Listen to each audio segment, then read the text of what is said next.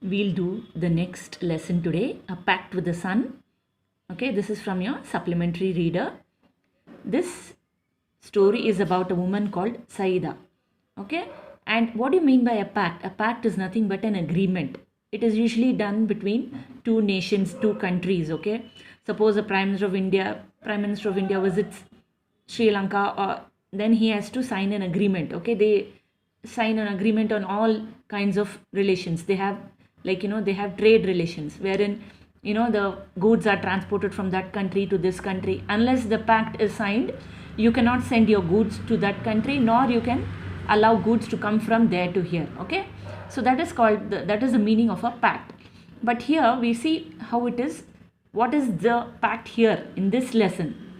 What does it mean in this context? Okay, we'll read the lesson, then you can understand what it is. Okay, Saida's mother had been ailing for a long time.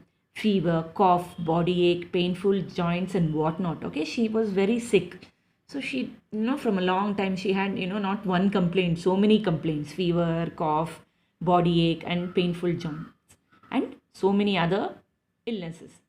Treated by a variety of physicians for weeks, she often showed signs of improvement but relapsed into her old sick self, one complaint substituted by another. Okay, she was given treatment, but then for some days she would be okay, then again she would fall sick. So it continued for a long time.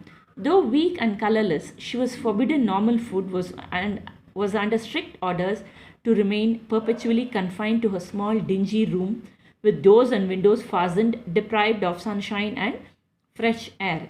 Okay, so what the people who took care of her, they did not allow her to go out. Okay, they said, "You are sick, please lie on the bed," and they closed all the windows and doors. So she did not have any fresh air and sunlight coming into her room. Okay, and the room was very dingy. It was very, very narrow and crowded. Okay, there was no fresh air. It was very suffocating. So what happens after that? We'll see. When she became critical, her relatives and neighbors persuaded her to consult a specialist, even though his fee was likely to be high. Okay, that she did not improve at all. It kept on happening for a long time. So what her relatives and friends told her was, why don't you consult a specialist? Someone who's an expert. But his fees is high. It's okay.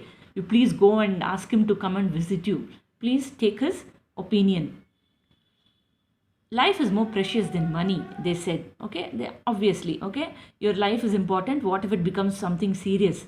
So please consult a specialist. That was the advice which they gave her. Okay, we'll continue in the next class, children.